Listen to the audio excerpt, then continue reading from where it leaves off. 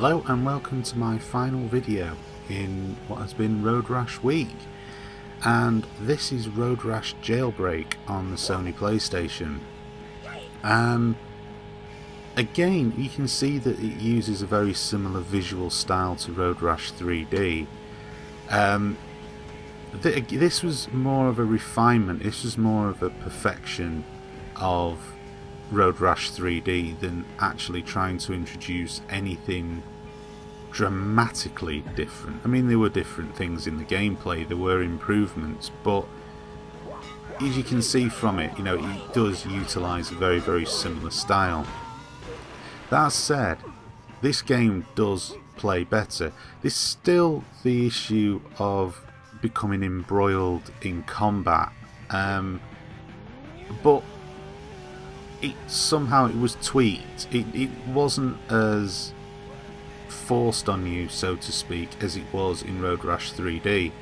And it's kind of ironic, really, because you'd have expected a game, Road Rash Jailbreak, you would have expected that to be more combat focused, but in credit to Electronic Arts, what they did was they went away and they did improve the things that had, in my opinion, slightly ruined Road Rash 3D for me, and consequently this one felt like a better game. It's still Road Rash, you know, it's still the same basic principle. I mean, you know, it wouldn't be Road Rash unless it had, you know, the motorcycle combat, winning races issues and so on and so forth. But what was particularly good in this one, I kind of liked how the police in this were a lot more proactive. In Road Rash 3D, they were there, the police cyclists were there, but they really didn't seem to do a whole great deal. You just sort of heard them and that was it. Whereas in this one, they've got a much more physical presence, which is kind of good because, I mean, you know, it is called Road Rash Jailbreak, so one assumes that the police are going to be a bit more proactive in trying to hunt you down and so on. And they will tag you, they'll come along and they will, oh look, my battery's running low. Thanks for letting me know that, Sony. That's a brilliant thing to stick on my video there. Anyway, what was I saying? Yeah, the police, they will come at you with a lot more vigour. You know, they'll sort of track you down, they'll start kicking and punching you and so on and so forth. They're a lot more involved in this. Graphically, it's again another sort of incremental improvement over Road Rash 3D. I mean, the problem is Road Rash 3D was moving to polygons. The game went into polygons for the first time. So, you know, the huge difference you noticed in terms of the actual graphics was never really going to be repeated. You know, the only way that would happen would be using a more powerful machine and having more polygons, and ironically that never happened.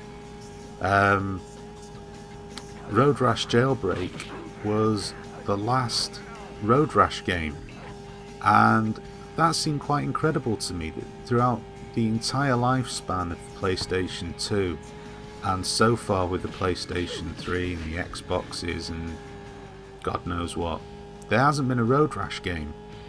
It's a franchise that EA just shelved for some reason or another. Now, it could maybe have been down to sales. That's usually the reason why these things get put on the back burner. But it seems a crying shame because it's a game that's absolutely gagging for a new release on, you know, this current generation of consoles.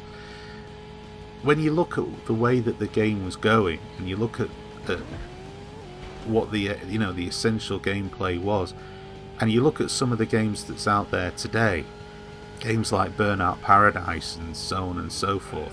I mean, imagine, you know, having an open city and it being open gameplay like a Burnout Paradise game, because that's kind of what they were trying to do a little bit with Road Rash Jailbreak. You can pick the areas on the map that you want to race on. It's all sort of within this big area, and you can pick the ones that you want to race on. I mean, look, don't get me wrong, this is not a Burnout Paradise type game, it's not at all.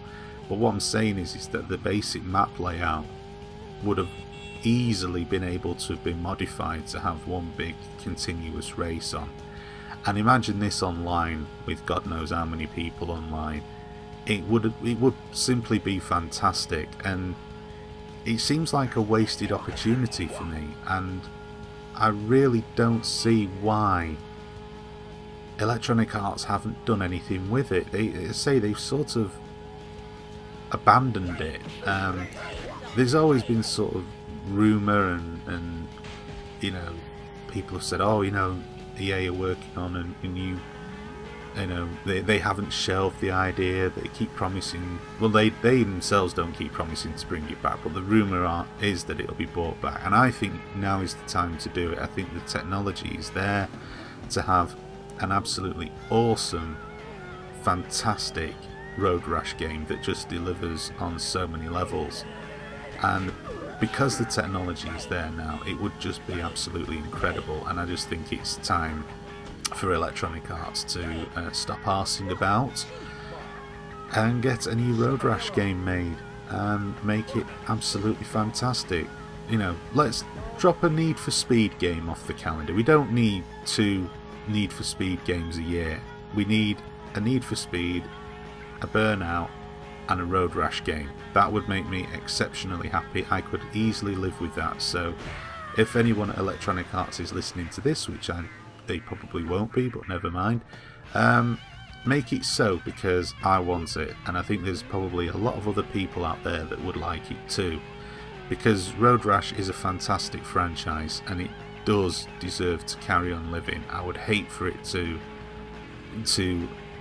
end full stop, because it is fantastic, and if you watching through these videos have enjoyed them, they're well worth checking out. The games are well worth checking out. And yeah, I guess that's pretty much it for Road Rash Week.